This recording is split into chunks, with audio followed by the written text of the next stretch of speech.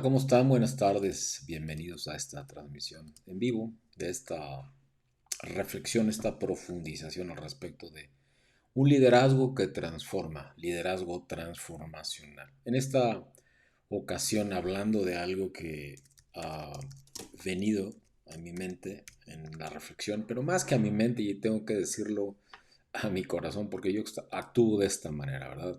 Solamente si algo impacta profundamente esto, que creo firmemente es un liderazgo que transforma. Sentido común también. ¿Qué es el menos común de los sentidos? La realidad. Y en ello, siendo consistente con algo, un artículo que recién publiqué en el muro, ahí en el LinkedIn. Henry Kissinger escribió no hace mucho un libro estupendo. Un libro, bueno, para empezar, yo no sé si ustedes sepan quién es, porque todavía vive a los 99 años de edad que tiene Henry Kissinger. Tremendo, tremendo líder, secretario de Estado, pero sobre todo un tremendo político, un tremendo representante de la política del siglo XX. Y por qué no decirlo, también fundamento y constructor de lo que hoy entendemos como la geopolítica en pleno siglo XXI. Él tiene una tremenda óptica y visión. Y en ese libro habla de otros 6 líderes que él conoció a lo largo, o ha conocido a lo largo de su vida. Konrad Adenauer, en donde habla de él en función de la estrategia de la humildad. De Charles de Gaulle, en donde habla en función de la estrategia de la voluntad. Richard Nixon, que habla en términos de Richard, del presidente Nixon, como de la estrategia del equilibrio. Anwar el Sadat, la estrategia de la trascendencia. Lee Kuan Yew, como la estrategia de la excelencia también. Y Margaret Thatcher, como la estrategia de la convicción. Estos 6 líderes que él ha conocido y nos acompañan en la lectura, en la obra de este libro, y que creo yo nos llevan a conocer a un Henry Kissinger de una manera y en dimensiones completamente distintas. Él ha sido catedrático en Harvard, tiene profundos conocimientos al respecto de la Segunda Guerra Mundial porque participó en ella. Así que reflexionando y discerniendo, profundizando en las características de estos 6 líderes que él explora y sus características que hablan de humildad, que hablan de voluntad, que hablan de equilibrio, que hablan de trascendencia, que hablan de excelencia, que hablan de convicción, en realidad estás hablando de características o de dimensiones o de aspectos del carácter de cada uno de estos líderes. Así que más que estrategias son eso, virtudes o defectos vinculados con el carácter de cada una de estas personas. Y al visualizarlo de esa forma, no puedo dejar de recordar algo que Napoleón Bonaparte nos dejó para atesorar, justo en relación con el tema que exploro en este documento. Napoleón Bonaparte dijo, para triunfar es necesario más que nada tener sentido común. Y yo agrego, solo que es el menos común de los sentidos. Al menos eso pienso. Ahora, este libro se conoce por lo que dice y también por lo que no dice. Este autor no dice algunas cosas. Y entre las cosas que deliberadamente oculta está su ambigua, o quizá para muchos, para mí, confusa relación con Israel, siendo él de origen hebreo, judío alemán. Llegó como refugiado a Estados Unidos en el año 1938, junto a sus padres y un hermano. El padre era maestro de escuela. Se sabe que nació en el año 1923, por eso aún vive en vida, tiene 99 años. Así que arribó a los Estados Unidos entre 14 y 15 años, en plena adolescencia. Y ello explica que jamás ha perdido el fuerte acento alemán con que pronuncia las frases que escribe, pero en un magnífico inglés. En el año 1943 fue reclutado por el ejército de Estados Unidos y allí, haciendo el servicio militar en Carolina del Sur, juró a la bandera de Estados Unidos lealtad a la Constitución norteamericana.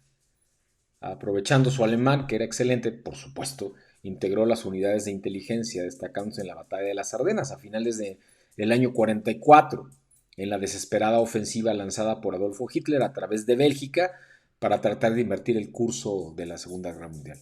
Y tras la derrota en esa batalla, se hizo evidente que Alemania tenía perdida la guerra. Y al joven Kissinger le corresponde desnazificar un distrito alemán tras la victoria.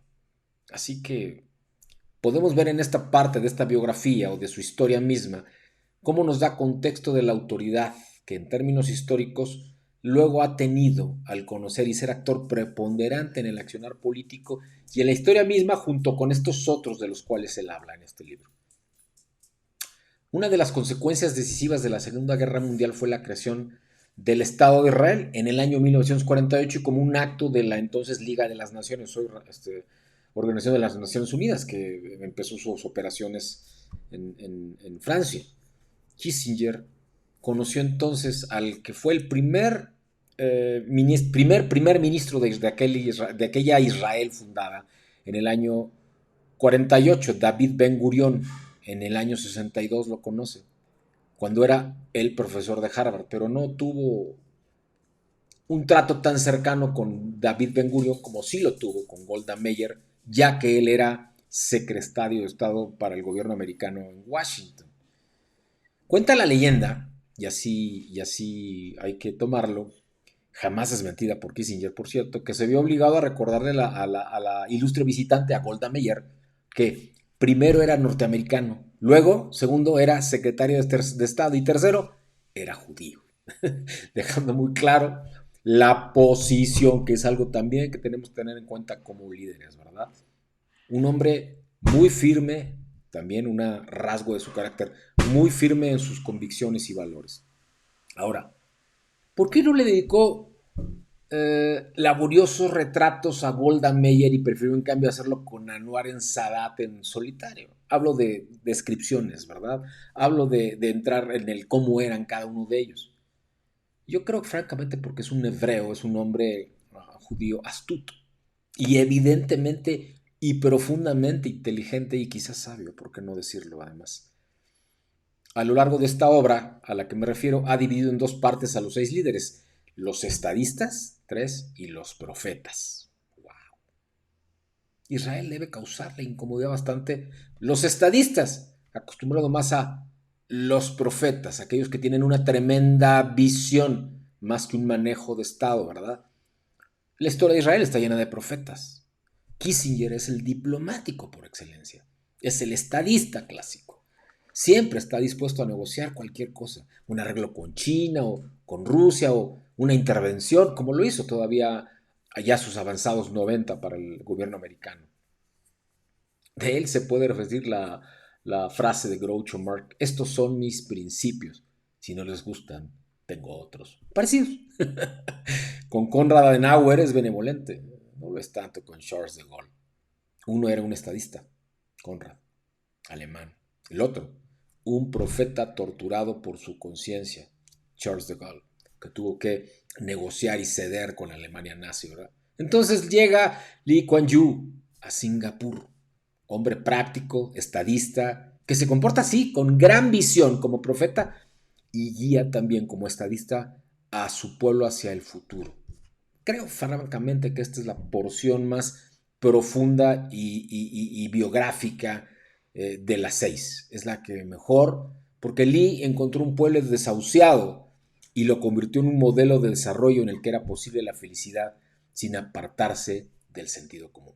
Solo para terminar y dejarles aquí esta reflexión, en ese contexto y estructura histórica, así como de desarrollo, Kissinger nos deja ver cómo por sentido común cada uno de estos personajes históricos apunta sobre sus principales rasgos de carácter, su propio liderazgo, que además crearon transformación en sus esferas de influencia y tiempos respectivos y en los pueblos que representaron, en las naciones que representaron. Max Jacobs decía: el sentido común es el instinto de la verdad. Yo soy Jorge Macías Benítez, autor, y te invito a que me invites en tus jornadas de transformación personal, institucional, empresarial, familiar, ¿por qué no? Y claro, la digital, pero que sin la transformación personal no permanece. Y aquí están mis datos de contacto para que tú me busques. Un abrazo.